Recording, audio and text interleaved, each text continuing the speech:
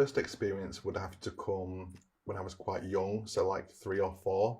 And I remember being very, very young in bed and waking up in the middle of the night, and there was 3 ladies sat on my bed, and they were like telling me that there were 3 sisters.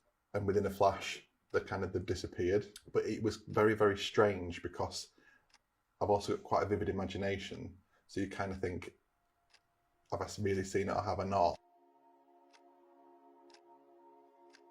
A lot of people think that the process is quite easy. We're lucky because we've got a team of really dedicated people.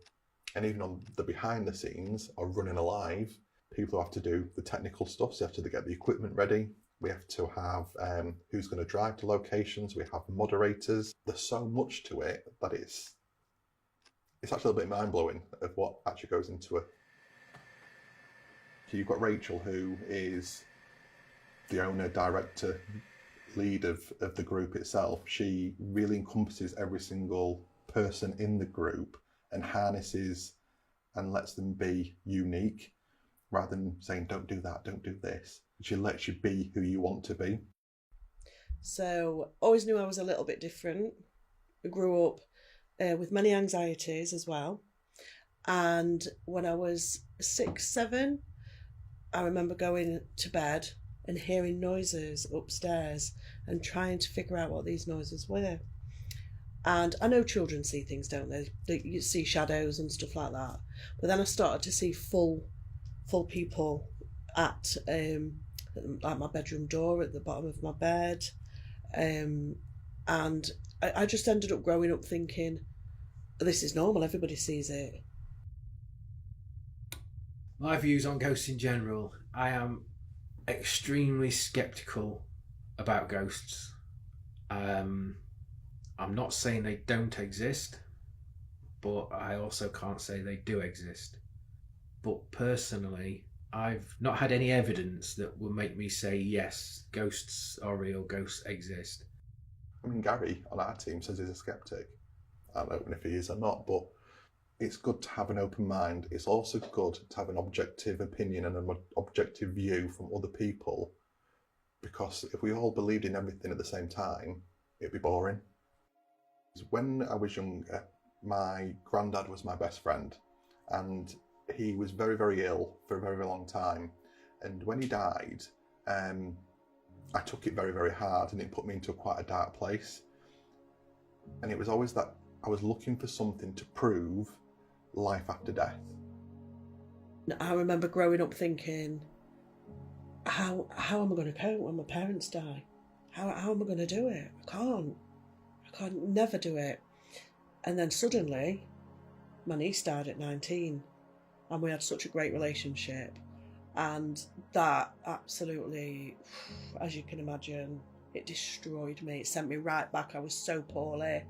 Anxieties, through the roof. Lived in many houses, lots of move-in houses. By the age of 27, I think I'd lived in about 28 houses, so we was kind of always on the move. Pretty standard childhood till I was about 11, and then my dad and my mum split up and my dad left home. But a fairly stable childhood, really. I had a complete mental breakdown. I was stood in the middle of a road waiting for a bus to come along and run me over. I had a lot of pressure at home. I was at university. Bearing in mind, I left school at 15 and I hadn't done any academia. My mother was going through a hard time. She was diagnosed with bipolar, so she was leaning on me for support. I was trying to run the household.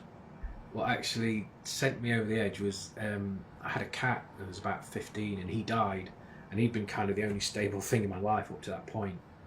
And I just snapped, and I'd gone. I couldn't. I was walking down the street carrying away from people. I was a complete basket case. They were going to put me in a ward, but bless her, my ex-wife, they wouldn't let him. They said, no, I don't want him sectioning. And then there's just that process afterwards of, first of all, finding the right medication and then building yourself back up. I mean, maybe on middle of January, my grandmother was very, very ill and she died quite quickly. And like I was saying earlier, my family is a very, very small unit, very, very tight unit, and it was like a piece of me that had gone. And every single member of the team, the supporters, the viewers, stepped in to keep me up, because some of my triggers are feeling alone, and if I feel alone I can feel myself going backwards into the way I should be, but they've actually pushed me further forward than I ever thought I would go. Recently I've just lost my mother, and having Retford Ghost Hunters, not just with the Retford Ghost Hunters as in people who watch me and the supporters, but the team, it's really helped me big time. When just before I split up with my wife, I had an absolute complete break. It was the day before. I had a complete breakdown, and I rang Rachel up in floods of tears. I was just gone. I'd lost it. But she was the first person that I rang. I was sat by the side of the canal in floods of tears, and I rang Rachel, and we had a good chat, and that helped me out. Started again completely with nothing, and everyone's there to help each other. Straight away, that's what we're like. As soon as you hear somebody's in need, we run. We're like get excited to help. I'd got some stuff left from my mum's, some white goods and stuff, and said to Gary, will any of these do you any good? And he was like, oh yeah, thank you. There's a lot of joking, a lot of messing about, a lot of fun, even on the journeys there, getting lost, and it is just like you're going out to play with your mates when you was a kid.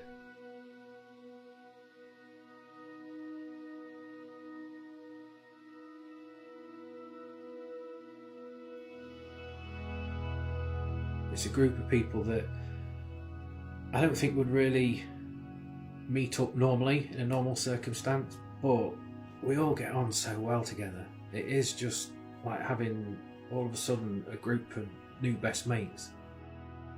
But when I set Retford Ghost Hunters up, there was no intention whatsoever to create a community. Not one bit. It was just about going out and going ghost hunting and having a laugh.